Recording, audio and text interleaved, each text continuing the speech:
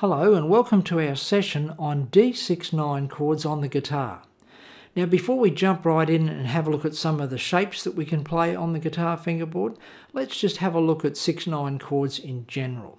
Now in this session I'll be discussing the major 6/9 chord. So the first thing that we can learn about 6/9 chords is that it can replace a major chord. So for example, if you're finishing a song, let's say on a D chord, I can replace that D chord with a D6/9.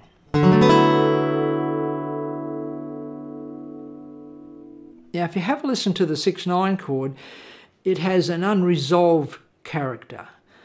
It's really quite colourful, and you could probably say it's restful. It has a very open sound, and these qualities are really useful to us on guitar when we're wanting to create introductions or endings, or just little sections in between verses in a song, just to create some different texture and some different levels of interest. It's really quite an ambiguous sound too. It could be major or minor, and it depends on the harmonic environment, the chords that's going on around it. It's also interesting, sometimes if you don't play the root of the chord, you can just move the chord around.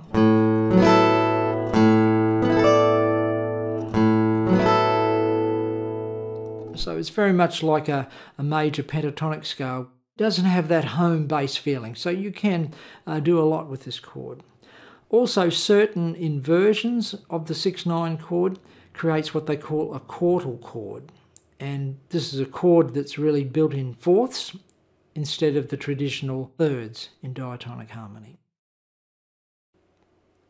So let's see how this chord is constructed. If we take our D major scale and select the first, third and fifth notes, we end up with a D major triad. If we add to that triad the sixth note, that's the B, and also the ninth note, which is the E. Now what I'm doing there, I'm counting from D to D, being an octave, that's 8, and I'm adding in the next note, which is the E. So you can see the E note could be called the ninth or the second. It's the same note. So now that we know the notes in a D6/9 chord, we can now go across to the guitar fingerboard and create some shapes. And the type of shapes that we'll play on the guitar will depend on the music you're playing. So I'm going to start off with a really easy D6/9 chord. It's basically in the open position and just using one finger.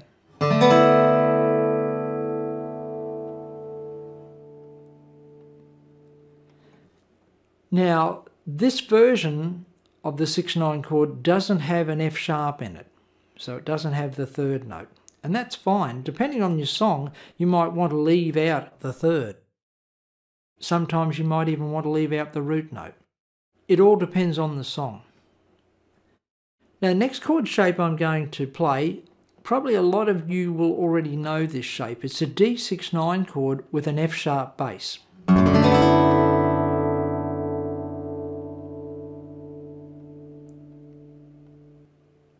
So this particular chord has all the notes of the D6/9, including the third. In this instance, the third note, the F sharp, is in the bass.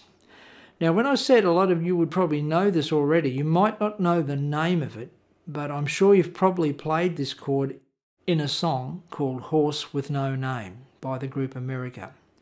Essentially, that song only has really two chords in it, E minor and D. I'm going to come back and talk a little bit more about that song later on in the video and how we can apply some of the things we're learning now to make that song really interesting. If you're jamming along with some other players, you'll be able to add another guitar part and enhance the performance. The next chord I'm going to play is another D6/9. This time it's what we call a root position D6/9.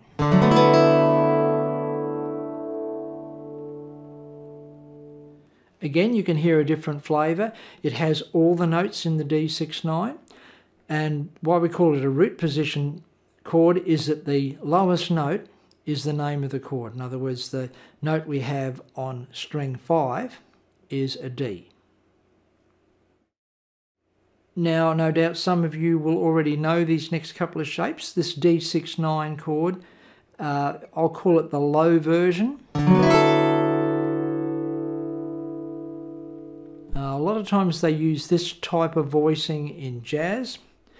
People like Django Reinhardt and a lot of gypsy jazz players use that particular voicing.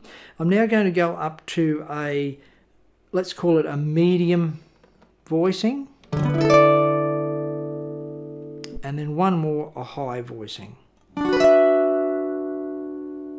you can probably hear that low, medium, and high. These are all standard ways of playing D6-9 chords. They're all good shapes to know. Now on the screen you'll see two diagrams for each chord. The top diagram will give you the fingering. It's a suggested fingering, you don't have to use that, but it's generally the ones that people use.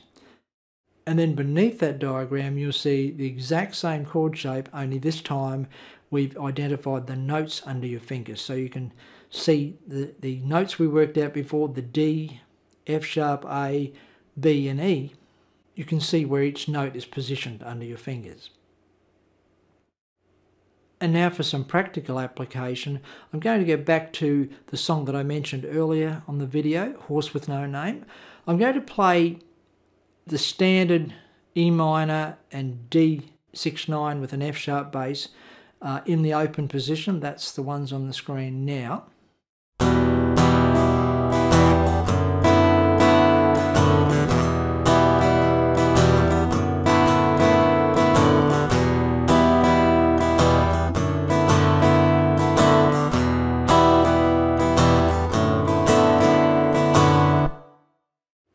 And that's how most people would know how to play that song.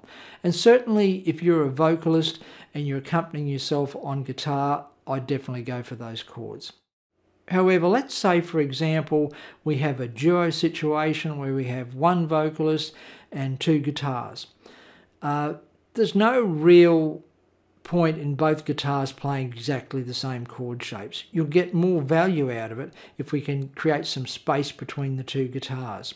So on the screen you'll see, up in the top of the screen you'll see the traditional way of playing Horse with No Name, E minor to D6-9 with an F sharp bass, and down below it I've got a guitar 2 or a suggested guitar 2 part where I'm playing the same chords, E minor, in this instance I'm playing an E minor 7th, and then I'm going to a D6-9 with an F sharp bass, but I'm playing it quite a distance away from the first guitar part. And now let's finish off this video by listening to the two guitar parts. We've got the guitar 1 playing the standard chords that the vocalist would play, and then we have a second guitar creating a different texture by creating some space between the guitar 1 part and the guitar 2.